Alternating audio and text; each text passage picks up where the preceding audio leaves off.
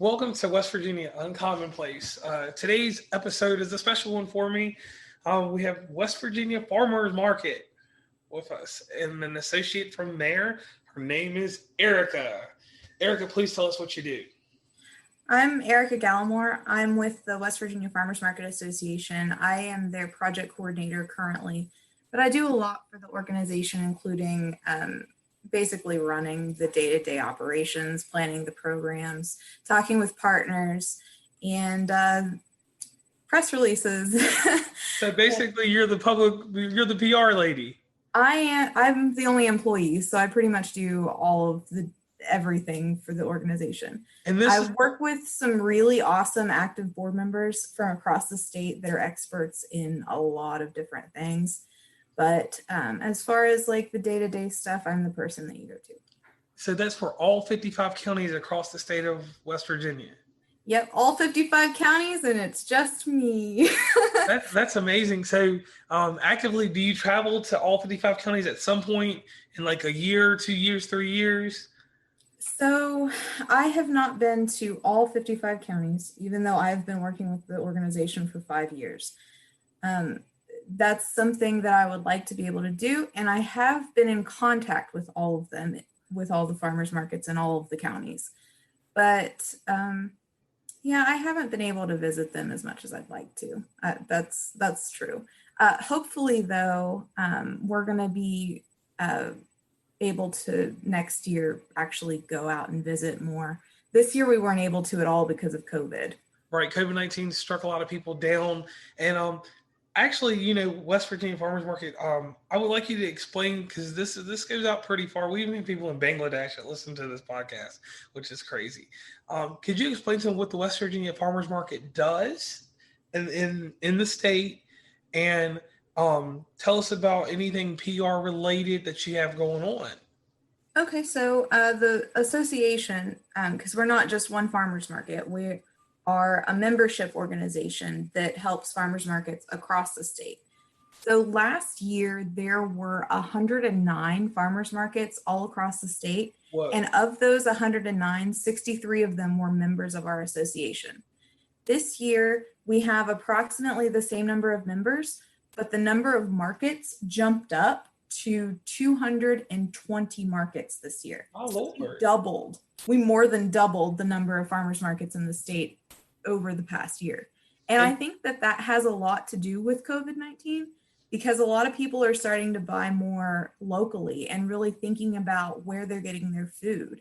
So that's something that we've noticed just as a trend recently, is people are really interested in buying directly from their farmers and trying to keep as much money locally as possible. Okay, so say like we'll use a smaller county that has an odd population. I live in Wyoming County, so we'll say I live in the town of Pineville, right? Mm-hmm. What would be the closest market, being down in that southern coalfield region, that I could get to? Well, there's actually a farmers market in Wyoming County. Whoa. Wyoming County Farmers Market. Yeah, they have one there. But the easiest thing that you can do to find a market that's in your county by you is to go to farmfreshwv.com and type in your zip code, and it'll take you to whichever market that's closest to your zip code. So it'll populate a whole list of, I think there are like 150 markets that are represented on there. And it also has eateries, breweries, local shops, all kinds of places that actually have local food and value-added stuff that you can get that are made by local producers. And it had a feature that you didn't mention that I think is really awesome: Ag Venture. Yeah, they do. Agritourism stuff. Yeah, so it varies there. So if I'm a farmer and I'm living in, let's see, because I can be pretty vivid. Let's see, where's a good place that's far off? I live in Parsons, West Virginia. Okay. How do I become a member of the association? How do I get my product to the farmer's market? Well, the first thing that you need to do is, if you live in Parsons, is you either need to call me or you need to call the Tucker County Farmers Market. A Taste of Tucker is what they're called. Okay. They would definitely hook you up. They have a couple of locations within Tucker County that would that you could sell at probably right now.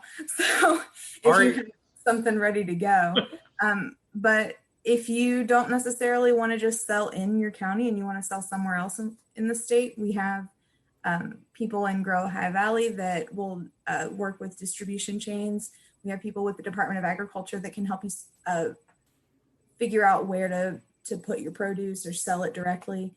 It really depends on what you have and what you're looking to sell, but the Farmers Market Association can either find you a farmers market to work with directly, or we can hook you up with the distribution chain to get it out so that you don't have to worry about it and you can get paid. All right, so let me give you one last scenario, and then we'll go into some other things. All right, I'm living on top of a mountain in Naugatuck, so that's going to be Mingo County, and I make my favorite. I call it. I know it's not a West Virginia vegetable, but I have ramps. I have ramps that I want to sell, but the person that wants my ramps lives in Upshur County. Okay. So that's enough distance. What will be the channel for me to get it to them, get it distributed all the way up there? Just a scenario. And what would be your advice to that person from Mingo County to sell all the way to Upshur County? My advice would be to try to work with either selling it locally. Try to find somebody that is local that will buy your product, or you can work with Turnrow and they can get your product distributed throughout the state through their online market. Okay, so could you go into detail and tell us a little bit about the programs that are offered by the Farmers Market Association? The programs that we offer right now, the only active program that we have that we're doing is called the Localized Information Exchange Program. And that includes, I think there are either 8 or 9 markets from across the state that are working in a peer network to kind of build each other up and become service providers as market managers. So what their goal is to work together to figure out what producers are facing as far as the barriers and challenges in business development. And they're kind of bouncing ideas off one another and going to other resource providers in the state and trying to get the technical assistance and resources and anything that they can from one another to meet those challenges and overcome them for their producers. Okay, well, I've got a little thing because with this podcast, we do a little investigating. Could you tell me about the Farm to Table Dinner series? Yes, I love the Farm to Table Dinner series. So we were approached in 2018 by the Commissioner of Agriculture, Kent Leonhardt, and he was like, hey guys, you guys are awesome. Why don't you do a Farm to Table Dinner series with our state parks? And we had never thought of that. That sounded like a great idea. So we put our heads together and worked with the Department of Agriculture, the West Virginia State Parks, and the Department of Natural Resources. And we put together this really awesome series with local producers and local farmers from all across the state being able to aggregate their produce into not the farmers market, but into the state parks at their restaurants so that they can do a farm to table dinner at the restaurant. So the first year there were, I want to say 45 different farmers that participated in the farm to table dinner series. That's a lot. Parks. And last year it was about the same.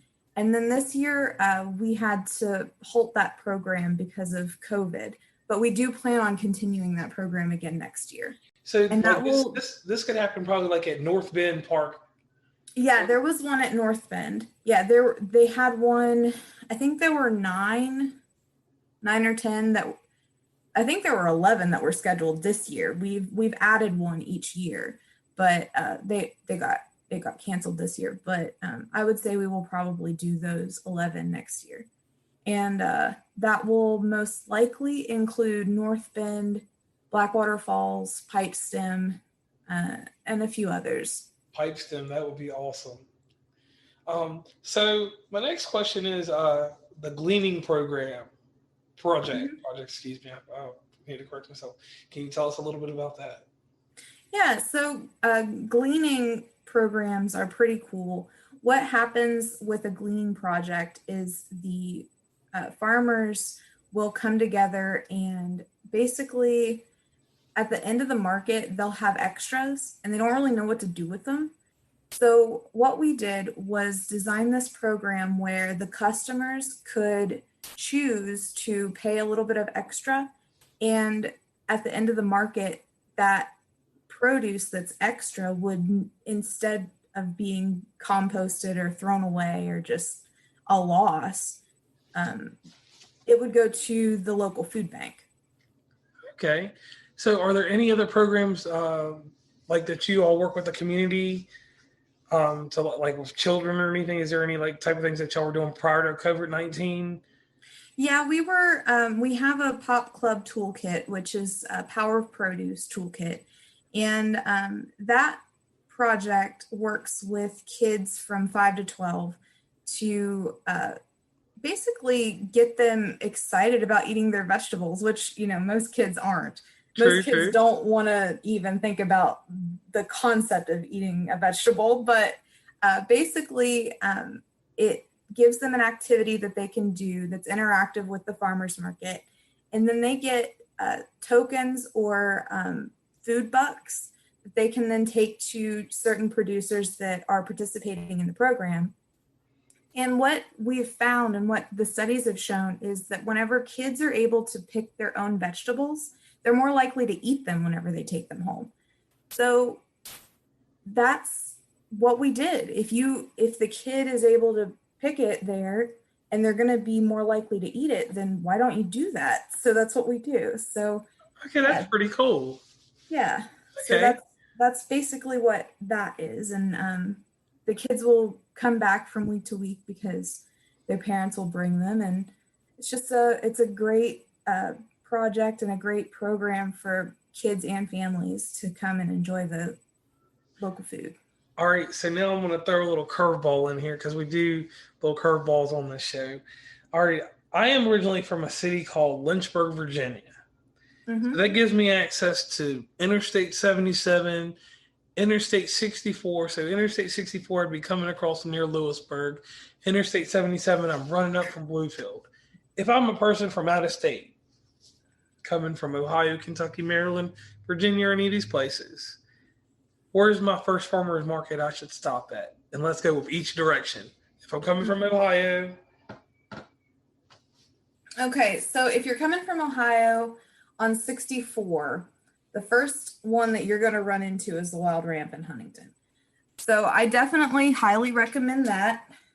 They have Jenny's Ice Cream, which is a native to Ohio brand of ice cream. okay. And they have a bunch of different produce and popcorn and value added products from 200-mile radius from Huntington. But most of, like, probably 80% of their produce and other products that they have there is within a 50-mile radius. So it So could be you're going to Wayne get, County.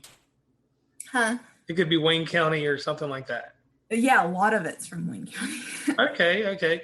And what if we're coming down 77 from Marietta, Parkersburg area? Okay, so that's tough because there are a couple of markets that you're going to hit, but not all of them are going to be regular markets that are open every day. Okay. So you might not hit an everyday market until you get to Charleston. Okay. But there are a few pop-up markets if you get lucky. There's a couple off the Ripley exits. There's the Green Center Farmers Market, which is a relatively new market. Over by Fairplain? It's the Green Center Farmers Market. Over off in Fairplain. Yeah, maybe. I don't remember the exact exit. There's one off the Ripley exit that's the Jackson County Farmers Market. Okay, I know where that is. There's one in Parkersburg at City Park, but I think it's only on Saturdays. Okay. So already I'm coming up 119. I just hit Pikeville. I'm about to hit Williamson, West Virginia. Oh, well, you want to go to the Williamson Farmers Market from there. Okay. So that was the easy one. All right, so let me Yeah. give you a hard one. 77, I'm coming 77 or 460, so I can come from Princeton or I can come from Bluefield. Okay. Well, there's a market in Princeton. That's the Mercer County Farmers Market's in Princeton. You're coming from Bluefield. I'm sure there's one down there too. Because that's both the same county, so that's... Yeah. I mean, the Mercer County one's probably the best one to go to from there. But I think they have 2 locations, so it depends on the day of the week.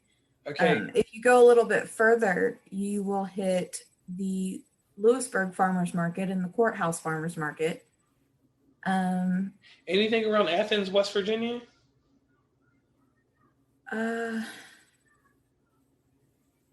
I'm sure there is, but I can't think of the markets off the top of my head. Right off. I was just testing you.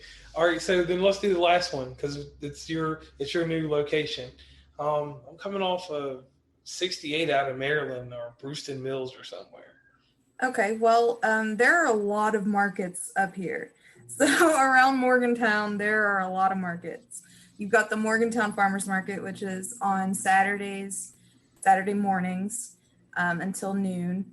And then you've got a market on 19 going out of town, not too far on Thursdays. And then anything near Kingwood? Yeah, the Kingwood Farmers Market. I can't remember which day of the week that one is, but I think it might be Saturdays also. I'll have to figure that one out. So basically, if you go out and you're going to one of those parks out there, if you end up in Terra Alta or you end up over, Blackwater Falls? Mm-hmm. The Elkins Farmers Market's there. That one's a pretty big one downtown in Elkins. You've got the Buchanan Upshur Farmers Market that's around that area. You've got, there are markets all over the state, so I could just keep going. Okay. If you want to come from the DC area up up through the Eastern Panhandle, the best stop there is going to be Wardensville. They have Wardensville Garden Market is out there, and they have one of the best bakeries in the state. So if anybody is out that way, they need to stop there and get a cinnamon roll. They have to. All right, so cinnamon roll out there. I'll have to do that. So I could hit out that way because I'm pretty familiar. I've actually been through all 55 counties with my previous job. So next thing, let's go into this. Social media-wise, how big is the farmer's market? And I'm asking you this from the someone being not native from here.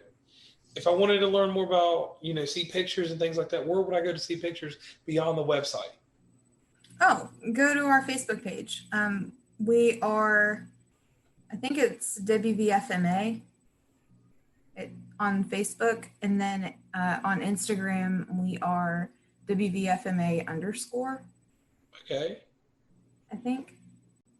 But if you look up West Virginia Farmers Market Association, we're the first to pop up on Google. Okay. Okay. We're pretty easy to find online. Yeah. All right. So my next thing is what's upcoming in the future? What are we geared up for?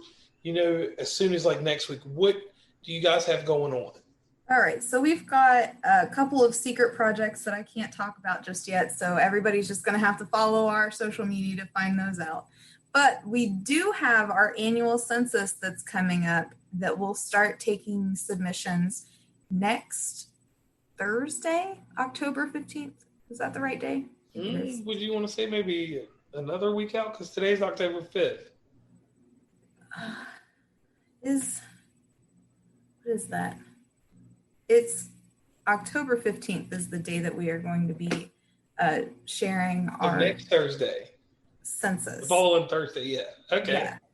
So that will be ready for submissions, and we encourage all West Virginia farmers markets to take this because 2 things. One, you will automatically be entered into any submission for mini grants that we have for 2021. So it's crucial that you submit this with the most accurate data that you can, so that we can make sure that we include you whenever we are looking for participants for our programs next year. And two, this is really crucial for us to understand how well the farmers markets in the state are doing. So this year has been really weird for everyone because of COVID.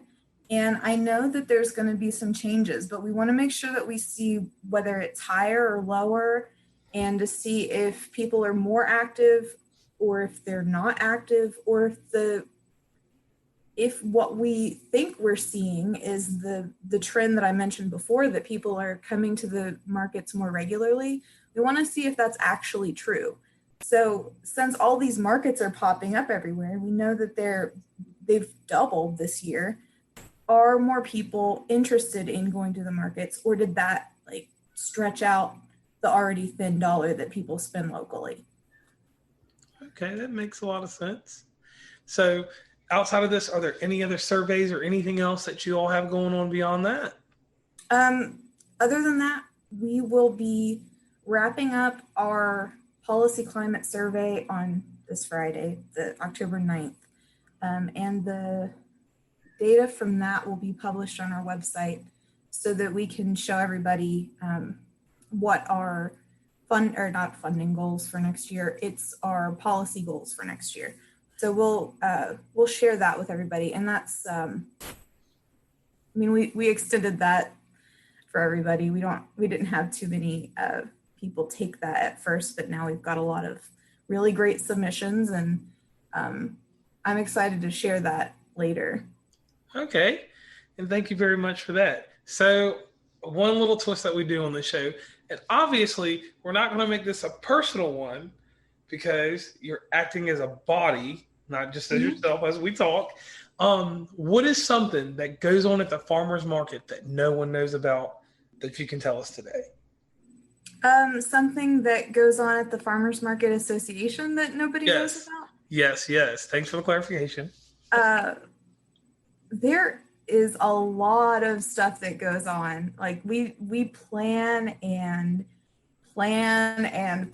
have all kinds of conversations that really get down to what's needed in the state, rather than just trying to do stuff just to do stuff. Like we really want to be more focused on the farmers and the producers, and there's a lot of conversation that happens around how can we help address these barriers the most effectively. Like it's not something that we talk about a lot outside in the real world, but it's something that happens behind closed doors all the time. Like we really care about what's going on in our communities and how we can help fight the drug addictions that are going on. How can we help fight the food access problem and the food insecurity? How can we make sure our seniors are actually able to get to the farmers market, because our roads are crappy. Like they are. That everything is, taken care of. So we want to build our communities and make sure our communities are strong. And that comes from a lot of conversations with a lot of experts and people in the field from all walks of life. So another question I have, I'm a farmer. I'm discouraged. I'm trying to decide if I want to join the farmers market. What advice would you give me to make me want to join the Farmers Market Association to get my product out there? So we have a lot of stuff that we can do to help get the farmers ready to whatever they want to do, whether that's business development, expansion, startup. If you want to start a farmers market, we have a lot of partners across the state that can help you get to where you need to go to. So it really just depends on what you want to do and what your goals are. But if you come to me and you say you want to start a farm and you're gung-ho and you're ready to get started, then I'm going to do whatever it takes to get you where you want to go and get you to the right people if I'm not them. Okay, so when someone actually contacts, more than likely they're going to get you because, like you said earlier, you run this for the whole state. It's a lot of responsibility. Mm-hmm. Does it ever get a little overwhelming, or? It gets overwhelming a lot, but hopefully we can get some grant funding and I can hire somebody else and I don't have to do this alone. But the good thing about having the board members that I have, they are an amazing group of people who will spend any time that they need to make sure that this organization continues working and I don't go insane. So Okay. I have a lot of respect and love for my board members, and they in turn have the same for me. And I can't do this without them. Like they're volunteers, but they spend a lot of time working and helping and making sure that this is the community organization that we envision it to be. So, outside of all that, like, how do you wake up every morning knowing that your work like helps someone eat something healthy? Like, you're actually, you're actually like, I mean, do you ever like think of that like on a real big scale that you know there may be a kid in, let me get a county that's really desolate. I said we already get Wyoming, uh, Dodgeville County.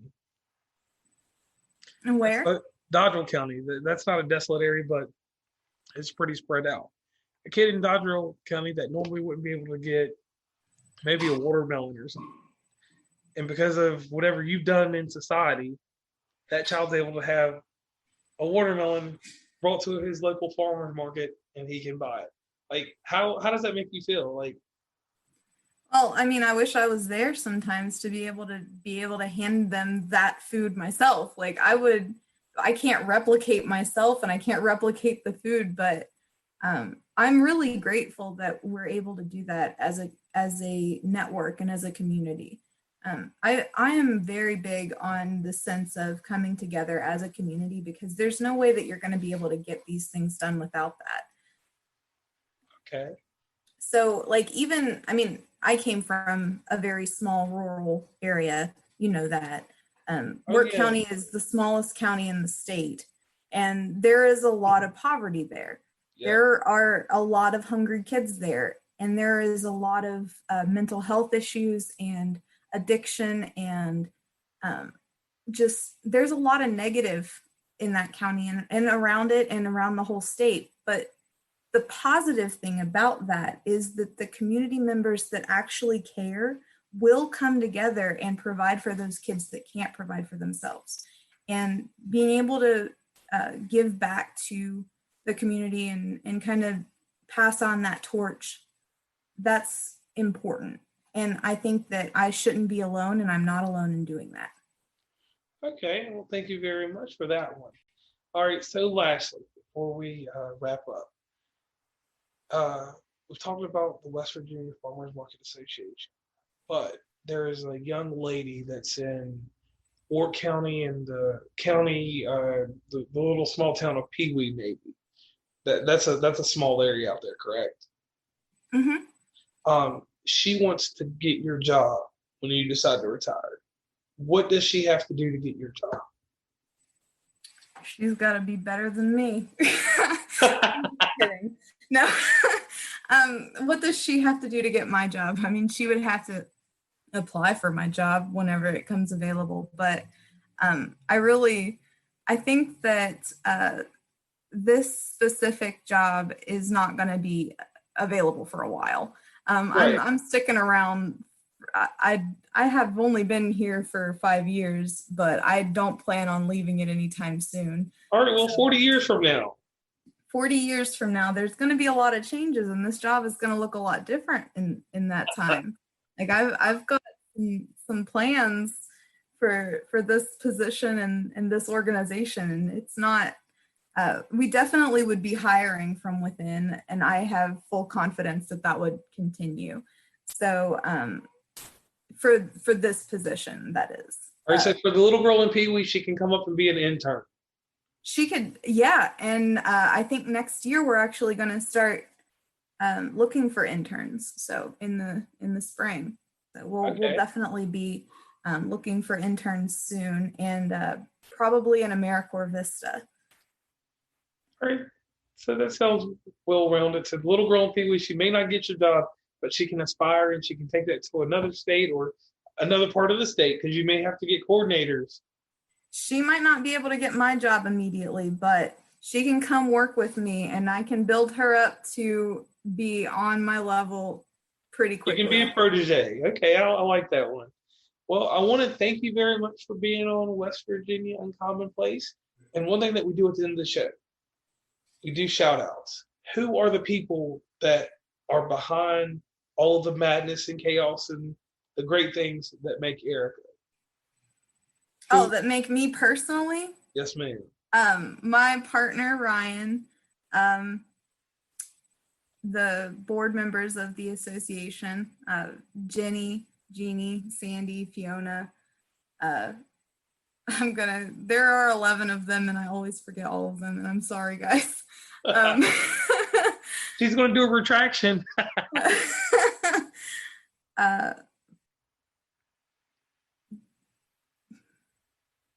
My grandparents, and